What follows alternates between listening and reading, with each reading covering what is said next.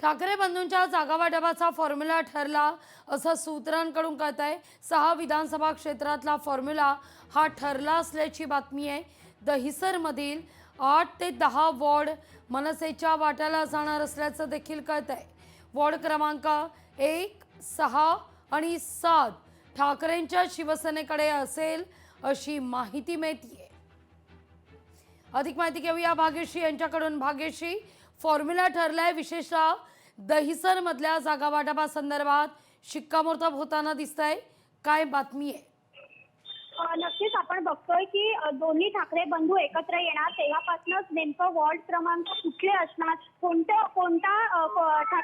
मनसे कुठून लढणार, त्याचबरोबर शिवसेना कुठल्या वॉर्ड मधनं लढणार, हे एक सातत्याने चर्चेचा विषय ठरलेलं होतं। कारण जिथे जिथे मराठी बहुल भाग आहे तिथे तिथे दोघही भावांचं वर्चस्व तितकंच पक्का आहे। या मागच्या निवडणुकीत जर बघितलं तर जिथे जिथे शिवसेना पहिल्या क्रमांकावर होती तिथे तिथे मनसे दुसऱ्या क्रमांकावर होती आणि जिथे मनसे पहिल्या क्रमांकावर होती तिथे शिवसेना दुसऱ्या क्रमांकावर असल्याचं पाहायला मिळालं होतं।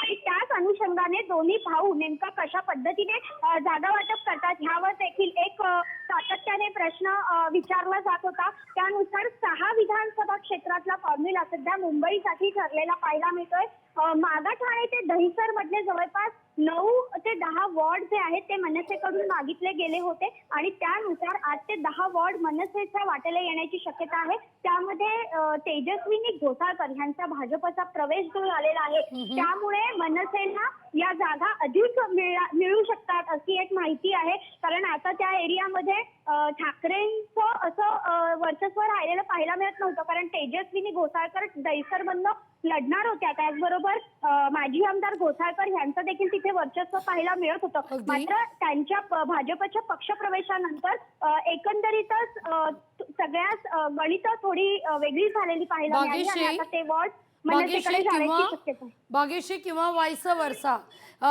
याची कुणकुण तेजस्वी घोसाळकर यांना आधी लागली आणि म्हणूनच कुठेतरी अगदी निवडणुकीच्या तोंडावर भाजपमध्ये प्रवेश झाला असं देखील एक म्हणता येईल।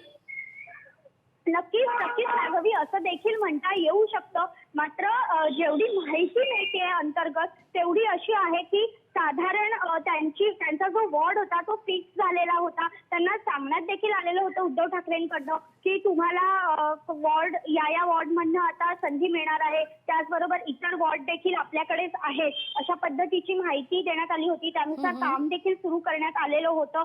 स्वतः घोसाळकर, माजी आमदार घोसाळकर यांनी देखील त्या संदर्भात माहिती दिली होती की आम्ही काम देखील सुरू केलेलं होतं या सगळ्याबद्दल। मात्र अचानक तेजस्विनी घोसाळकर शिवसेनेतून भाजपमध्ये गेल्यानंतर मात्र तिथे परिस्थिती थोडीशी वेगळी निर्माण झाली। आता सध्या जर बघितलं तर मनसेचं कुठेतरी वर्चस्व थोडं जास्त असू शकतं असं एकंदरीत चित्र पाहायला मिळत आहे आणि त्याच्यामुळे कदाचित ते वॉर्ड जे आहेत ते आता सध्या मनसे घेईल अशी माहिती मिळते।